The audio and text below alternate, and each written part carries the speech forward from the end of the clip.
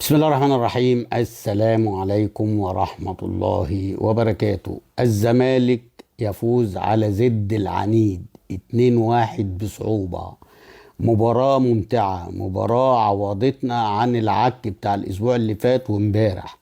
مباراة فيها كل حاجة تدل على إن في فرقتين بيلعبوا كورة بجد، فرقتين عايزين يكسبوا بجد. هجمة هنا وهجمة هنا. يعني بصراحة استمتعنا النهاردة من خلال أداء عالي جدا جدا من الفريقين. زد بقيادة محمد شوقي، وطبعا الزمالك بقيادة معتمد جمال، اللي كان في فترة من فترات المباراة هتهرب منه، ولكن ستر ربنا بتغيير عملها لأحمد ربيع اللاعب اللي بقاله فترة كان مصاب، بينزل ينقذ المقدمة لنادي الزمالك ويخلي الزمالك يتصدر بطولة الدوري ويبقى الأول. أحداث المباراة الشوط الأولاني بدأ مباراة هجمة هنا وهجمة هنا، والزمالك تسيد إلى أن أحرز مارادونا الزمالك الجديد بزيرة، اللي تعب ناس كتيرة قوي وحارق ناس كتيرة قوي، وناس تقول لك اصل لعيب ما بيفنش، اصل لعيب ما بيدافعش، اصل لعيب اناني، اصل عمالين يفطسوا فيه. عشان يعني ده هو الوحيد، المتعة الوحيدة اللي في الدوري اللي تتفرج على فرقة الزمالك عشانها. تعالى كده هات لي لعيب كده في اي فرقه بيقدم المتعه زيه، مش هتلاقي. فلازم يتحارب ليه؟ لان مش في النادي الاهلي. لو في النادي الاهلي ده كان اتعمل له بوسترات واتعملت له افلام وثائقيه وافلام مهاريه، وكانوا هيجيبوا لقطاته وتحركاته ومشياته وبساطه واسيستاته. ما علينا. فهو احرز الهدف الاولاني، هدف مارادوني باقتدار. الشوط الاولاني بينتهي 1-0. بينزل الشوط الثاني الزمالك الى حد ما كان لازم يعمل تغييرات. هو عمل طبعا، طلع احمد شريف اللي انا ما اعرفش كابتن معتمد انت مصمم عليه ليه؟ انت عندك يعني، مش هقول ايشو بس يلعب في المكان ده، او عارف قيمه نادي الزمالك وفانيله نادي الزمالك والجماهير اللي موجوده. وهو افضل، انا من وجهه نظري افضل من احمد شريف ومن شيكوبانزا بصراحه يعني، ولكن انا مش عارف.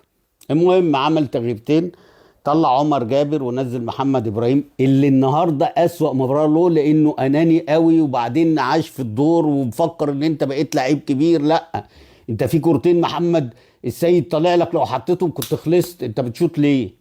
لا رجليك مظبوطه ولا شوط قبل كده ولا ليك في الشوط، فانا مش عارف يعني. المهم، وبعد كده نزل احمد فتوح، برضو ده تاني واحد في فرقة الزمالك تتفرج على الكرة في رجله فيها متعة، فيها استمتاع. ما لا بيفقد الكورة وبيقف على الكورة ويغير اتجاهاته ويبدأ يعمل كده الحاجات الصغيرة بتاعت الخماسي دي، اللي بيخليك تستحوذ ويخليك تمسك كورة والكلام ده. على الناحية التانية زد بيشوط واحدة بيطلعها ببراعة المهدي سليمان، وبعد كده بقى بيجي الفرصة الرهيبة الكبيرة لمحمد السيد اللي معرفش يستقبلها، اللي ناصر منسي عملها له، خدها على صدره. انت بتحطها ليه على الارض؟ بتخليها تنزل ليه على الارض؟ ده انت تاخدها على صدرك وهي مرة واحدة ما تنزلش على الارض جول، قبل ما الجون يخرج وقبل الباك ما يجي ويضغط عليك والكلام ده. لما انت خدتها على صدرك ونزلتها على الارض عقبال ما طلعت لك، كان بقى في امكانيه للباك وللحارس ان هم يضيقوا عليك المسافه، وعشان كده ضاعت منك. يجي بعد كده الاسيست التاني لبزيره،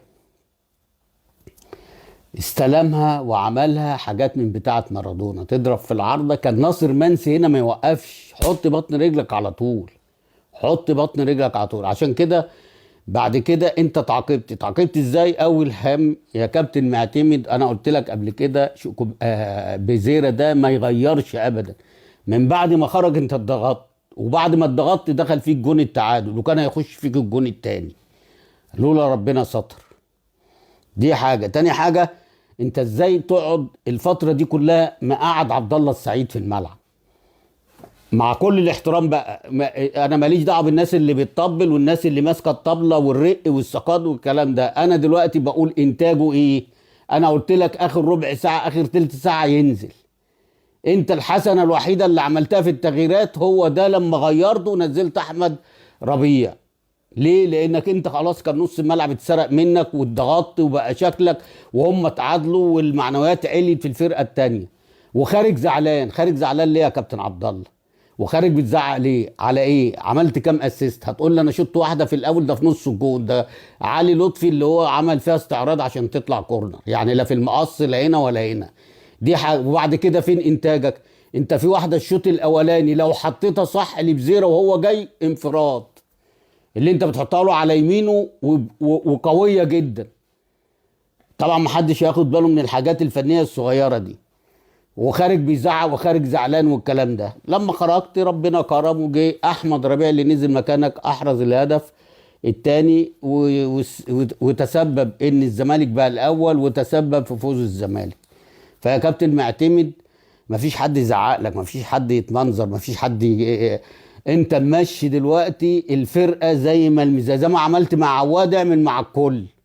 اعمل مع الكل، مفيش حد. وبعدين برضه شيكابالا ده قعدوا شويه اخر. هو انت كل ما توقفه وتجيبه وتلعبه؟ ما هو الجون اللي دخل فيك النهارده منه هو. على العموم في اخر الحوار كله او الفيديو كله، ان المباراه كانت ممتعه، استمتعنا، سهره رمضانيه جميله. الزمالك بيفوز ويتصدر جدول الدوري، بيبقى الاول، والبيراميدز بيفوز، والسيراميكا بتتعادل، ولعبه الكراسي الموسيقيه بقى ايه، بدات ايه تتغير. يعني الزمالك بقى اول وبيراميدز الثاني، وما اعرفش بقى سيراميكا الثالث ولا الاهلي، فانا ما اعرفش لسه، ما شفتش الجدول يعني. على العموم مبروك لنادي الزمالك وجماهيره اللي النهارده كانت حاجه تشرف، حاجه تفرح بجد يعني. مبروك ليهم وللعيبه. ويا كابتن معتمد خد بالك بالتغييرات وما تجاملش. انت ماشي احنا طبعا بنشيد بيك لانك انت ماشي، انت برغيف وحته طعميه مش جبنه كمان. الجبنه اغلى من الطعميه. فبرغيف وحته طعميه وانت ماشي جنب الحيط وماشي بتقدم مستويات وبقيت تتقل ماتش عن التاني. ما تجاملش عشان تفضل ماشي كده في المقدمه برغيف وحته وطعميايه. السلام عليكم.